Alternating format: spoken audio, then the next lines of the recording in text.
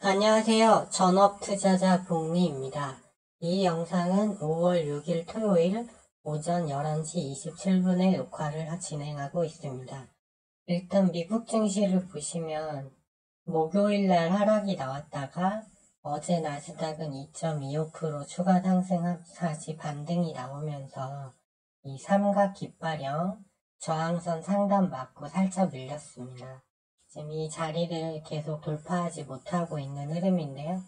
어제 미국 증시의 반등 이유는 일단 애플 실적이 기대치에 부합했다는 것인데, 그리고 비농업 부분 고용이 크게 증가해서 경기 침체가 심하게 오지 않고 연착륙 기대감 때문에 다우지수도 어제 1.65% 상승을 추가로 했거든요.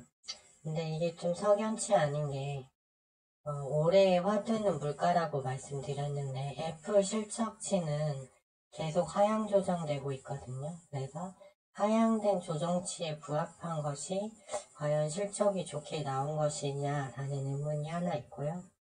그다음에 비농업 부문 고용도 계속 증가하고 있어서 또 실업률은 3.6%에서 3.4로 내려갔죠.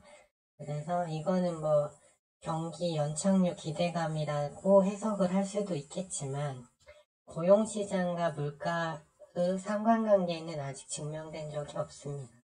그래서 결국 물가가 중요하다고 보는데 연준에서는 연내 금리 동결 내지 인하를 말한 적이 없습니다. 그래서 여전히 시장이 앞서가고 있다고 보고 있고요. 10일날 이제 나스닥을 보시면 10일날 이제 미국 CPI가 나오는데 제가 설명드렸듯이 근원 CPI 이렇게 이제 고용률도 올라가고 실업률이 줄어들면 직접적인 연관성은 없지만 임대료라든가 임금 근원 CPI가 안 잡힐 확률이 높습니다. 그래서 여기서 하락하다가 다시 반등 주고 있는데 이 부분이 좀 안 좋게 나올 확률이 높고 어제 유가도 다시 또 급하게 반등을 했죠. 그래서 헤드라인 CPI도 이제 여기서부터는 이게 급격히 떨어지지 않을 거기 때문에 연준이 6, 7월에 금리를 또 안 올린다라는 보장이 없거든요. 그런 보장은 없거든요. 그래서 시장이 좀 앞서가고 있다라고 보고 있고 나스닥이 어제 이 저항선을 터치하고 다시 소폭 밀린 이유는 여기를 뚫기 위해서는 연준의 피벗이라는 명분이 필요합니다. 근데 아직 그 말을 해주지 않고 있잖아요. 그렇기 때문에 물가지수 나오는 거에 의해서 이것은 그 기대감이 실망으로 바뀌면서 언제든지 내려올 수 있는 부분이다. 이렇게 보고 있고 분봉으로 봐도 저점에서 과매도 뜨면 상승, 과매도 뜨면 상승이 떴는데 이제 다시 여기는 이제 과매도인데 여기는 과매수죠. 과열이 떴잖아요. 다시. 그래서 수요일 날이 CPI 발표기 때문에 또 실적 시즌도 다 지났거든요. 주요 기업은 미국 기업은 이제 실적이 다 나왔습니다. 그래서 다시 모든 것은 올해 키워드인 물가로 이동한다고 보고 있고 그 눈치를 봐야 하기 때문에 5월 10일 전까지는 이 라인을 돌파하지 못할 걸로 일단 보고 있어요. 하지만 결과적으로 목요일날 나스닥, 우리 증시는 나스닥이 좀 영향을 많이 주죠. 다우는 목요일 하락한 것보다 0.2% 정도 결과적으로 올라 끝난 거지만 나스닥은 목요일에 0.4% 하락하고 2.2% 상승 마감했으니까 결과적으로는 1.8% 올라서 끝난 게 되죠. 그래서 국내 증시에도 그 영향 1.8% 상승분을 반영을 해주는 월요일 날은 일단 갭이 떠서 출발하는 흐름이 나올 것 같아요. 하지만 백분봉상 여기 지나가는 이 이평선을 돌파하지는 못할 걸로 보고 있고요.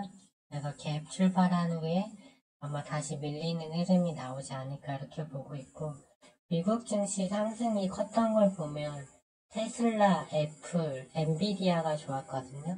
그래서 아마 지금은 아직은 때가 아니라고 보고 있는 반도체와 2차전지 쪽에서 일단 갭이 떠서 나와서 오전에는 좀 강한 흐름이 나오지 않을까 이렇게 일단은 보고 있습니다.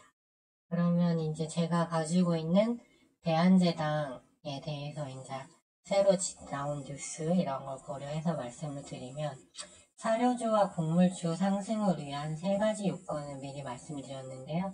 일단 선물 소매 가격이 올라야 된다고 했는데, 다행히도 목요일하고 금요일날 미국 설탕 선물이 연속 상승해서 이제 거의 이것은 이제 눌림 주고 다시 올라가는 그림이 됐고, 그 다음에 런던 설탕 선물도 많이 올랐어요. 그래서 일단 이 조건은 첫 번째 건 충족이 됐고, 두 번째 요건은 미국 증시가 좀 약세인 게 좋거든요. 아무래도 사료는 사람들이 해칭 테마로 인식하고 있기 때문에, 하지만 반등이 나왔기 때문에 이것은 살짝 틀어졌고요.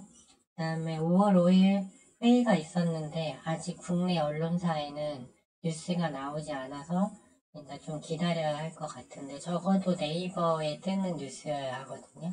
근데 일단은 나온 걸 보면 대표단끼리 싸웠고, 그 다음에 러시아 새로운 선박을 이용한 곡물 수출은 합의 불발, 그리고 선박에 대한 일일 검사는 매일 유지된다 라는 식으로 일단 결론이 나왔습니다. 그래서 일단 다음 주에 차관급 회의를 하기로 했는데, 그 부분이 실제 진행될지 안 될지는 아직 확인이 필요하고, 이제 협정 만료까지 18일이니까 일요일 날은 회의가 없다고 보면 이제 당일까지 해서 11일밖에 남지 않은 상황입니다.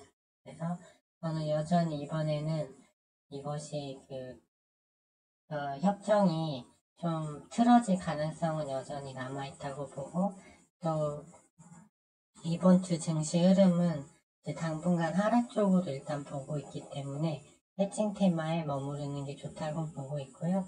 일단은 그 곡물주들이 다 목요일 날 그 선조정을 좀 협상 불발될 거라 해서 일단은 선조정을 많이 받았는데, 미래생명자원, 한일사료, 팜스토리, 대한제당도 21선 근방까지 조정을 받았는데, 일단 선물 가격이 많이 올랐잖아요.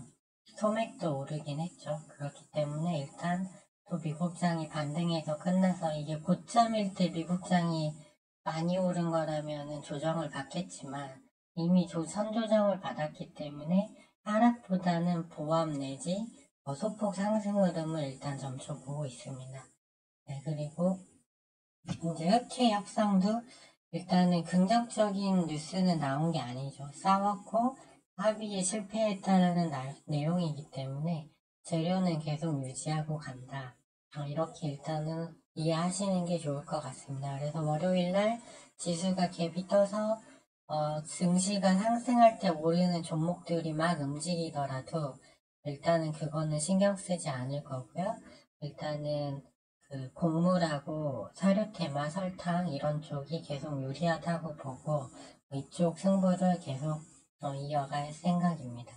그래서 일단 대한제당을 좀 자세히 봐드리면, 백분봉상 구름대 이제 하단이 깨지고 여기가 내려가면 안 되는데, 일단 여기에서 자리를 지켜줬거든요.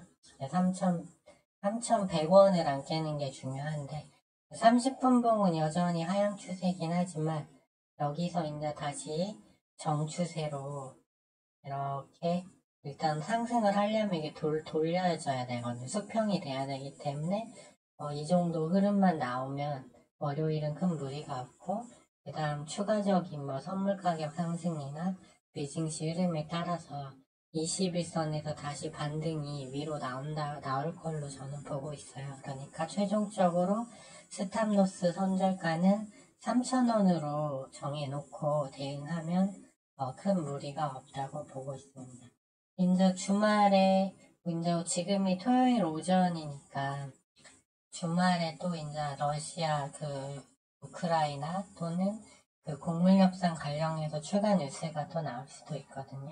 네, 이제 그거는 이제 추가적인 확인이 필요해 보이고요. 일단은 큰 무리는 없다고 일단은 보고 있고, 미증시가 비록 반등은 나왔지만 중기적으로 이제 10일날을 기점으로 해서 만약 CPI 소비자 물가지수가 좋게 나오지 않으면 이제 당분간 하향 추세는 불가피하다. 저는 이렇게 일단 보고 있습니다. 왜냐하면 5월 지나고 나면 또 금방 6월 FOMC 회의가 되거든요. 그래서 그 부담감이 있기 때문에 국내 증시든 미국 증시든 일단은 10일날 눈치를 보면서 주 초는 이렇게 횡보 또는 약세 흐름이 이어진다고 일단 보고 있습니다. 좋아요와 구독 신청은 영상 제작에 큰 힘이 되고요. 지금까지 시청해주셔서 감사하고요. 남은 주말 잘 보내시기 바랍니다. 그러면 저는 월요일 오전 8시에 원래 영상을 올려드리는데 오전에 올려드리죠. 근데 이제 흑해역 국물협상 관련해서 추가적인 내용이 없다면 월요일 오전 영상은 패스할 생각입니다. 참고하시기 바랍니다.